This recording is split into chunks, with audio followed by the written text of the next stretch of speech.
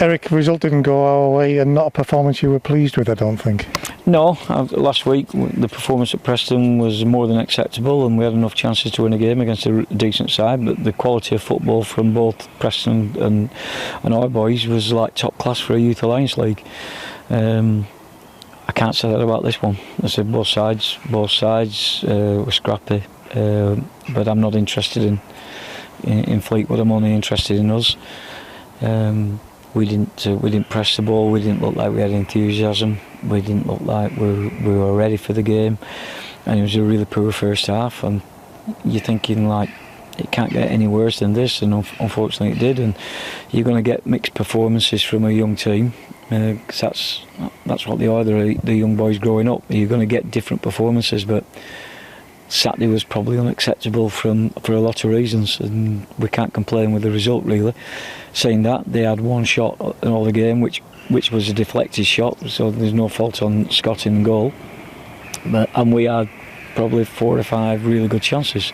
So we started the season against the two sides that I think will be up there, and we've lost both games 1-0. And everybody's saying to me after the game, that's okay. That doesn't seem too bad, but the manner of performance was poor. There's not a great many positives to take out of it, probably with the exception of Dylan Garvey. When he came on, he had an impact, and Sam as centre forward, who's naive, but he's come out of non-league football, so he will be. But at least he is an handful, and he gives us an outball, but we need to improve a lot better than that. You've already said it, but is it a reminder that with lads of this age you do get the ups and the downs? Yeah, they need to know what it's all about. I said to him after the game, it was like watching an under-16s game on a Sunday morning at Frenchfields, where they just turn up on a Sunday, they play a game of football and they go home and then they go back to school again day after. It doesn't really matter that much if they play good, bad or indifferent. This is completely different now, and they've got to learn, but they've got to learn fast. And to be fair, I've said that the first years were settled in really well, and that's the first time I saw it on Saturday where it probably looked too hard for them. And football is hard.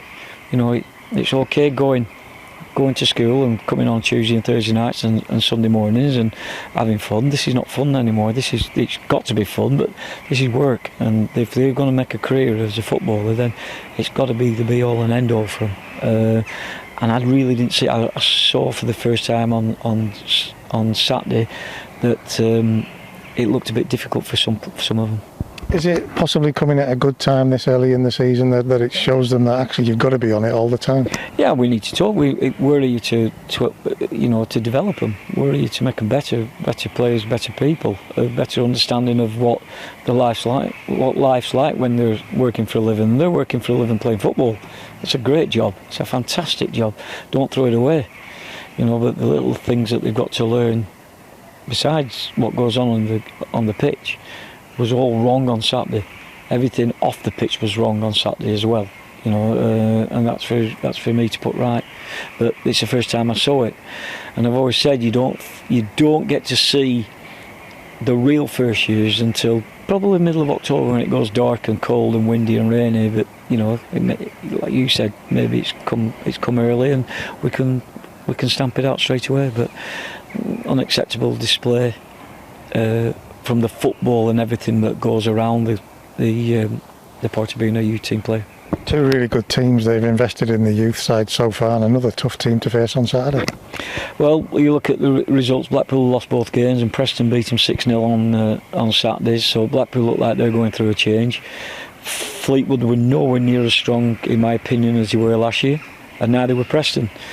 So you look at the early season results, and Walsall are the one who seems to be picking the big results up, so it does change year in year out. It depends on, I would think, I don't know for a fact whether Preston and Fleetwood were every second years last year, but if you go every second years, then your first years don't get a chance to play much football, and when they start the second year it takes a bit of time.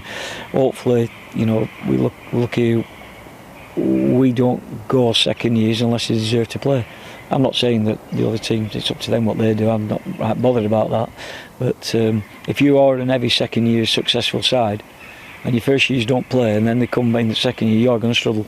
So, we'll have to see both us and Blackpool have lost to both opening games. So it'll be interesting to see where we are. I just find the Eric Isaac, what a baptism of fire for him on Saturday.